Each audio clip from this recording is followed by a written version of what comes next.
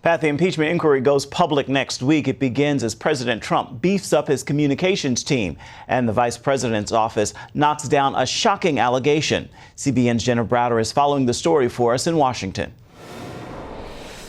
The public hearings kick off Wednesday, and while all three witnesses have already talked to investigators, this will be the first time the American public gets to hear from them firsthand. Bill Taylor, the acting U.S. ambassador to Ukraine, will be the first to testify.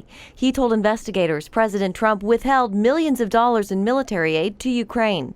Taylor's transcript reveals he sent a cable to Secretary of State Mike Pompeo, but received no response. Most important facts are largely not contested. President Trump last night in Monroe, Louisiana, shot back. Democrats must be accountable for their hoaxes and for their crimes.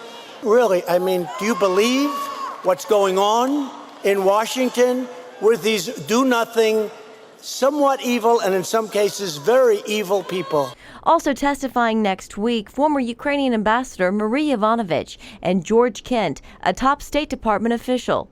The president's defenders say none of this rises to the level of impeachment. There are perfectly appropriate quid pro quos, and there are inappropriate quid pro quos. This all comes as a new book written by an anonymous White House aide is set to come out.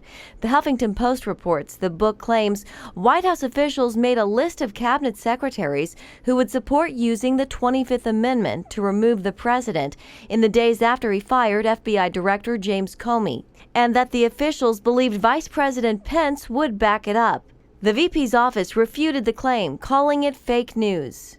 And the White House is dismissing the hearings, while at the same time beefing up its defense. It's brought on two longtime Trump allies to help with strategy. In Washington, Jenna Browder, CBN News.